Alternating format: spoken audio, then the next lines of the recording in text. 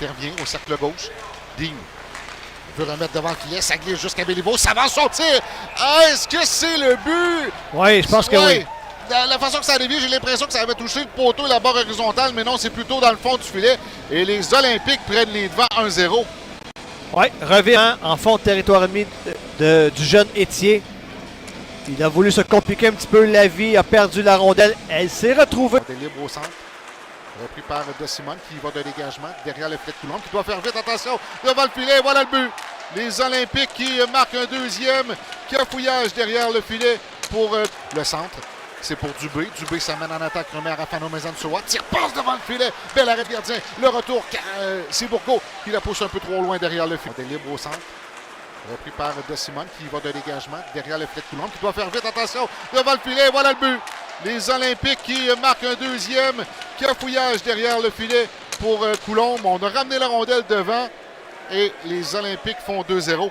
Oui, rare bévue derrière son filet d'Antoine Coulombe. C'est un gardien qui est quand même assez solide dans ses déplacements. Là, s'est fait prendre la main dans le sac par un échec avant soutenu à 2 joueurs des Olympiques. Et en bout de ligne, je pense que c'est Manix Landry qui termine. Laisse à Véro, belle remise pour Luno. Luno, une belle ouverture, son tir, bel arrêt de Coulombe, long retour, qui reprend la ligne bleue, tire de loin, Coulombe met fin à la séquence. Excellent tir de la part de Tristan Luno, l'ancien des Estacades de Midget 3, qui en a une deuxième campagne dans la LHJMQ, sera éligible au prochain repêchage de la LNH dans le cas. Loin qui rejoint Tourigny. Tourigny s'avance pour Massicotte. Tire sur réception. Arrêt du gardien. Le retour. Veillette tente de remettre devant. La rondelle dans le demi-cercle. Canonica vient de rater une belle chance. Tourigny qui a la rondelle. À la pointe, passe à Dubé. Dubé derrière lui pour Tourigny. S'avance. La passe au cercle droit. Ça lui revient. Tourigny près du filet. Remise devant le filet. Voilà le but! Xavier Bourgault qui marque. Et c'est 2-1. Pas convaincu, Pascal, que c'est ce que cherchait à faire Bourgault. Je pense qu'il tentait une passe vers Olivier Nadeau. Mais tu sais quoi? Il va le prendre avec plaisir, ce but. L'attaque des Cataractes qui peine, on le dit, depuis plusieurs matchs.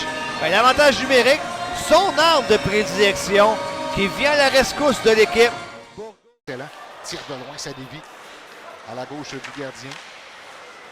Peut-être un peu plus âgé que les autres. Là. Devant le filet, Nadeau tire du revers. Le retour devant la rondelle qui est ressortie.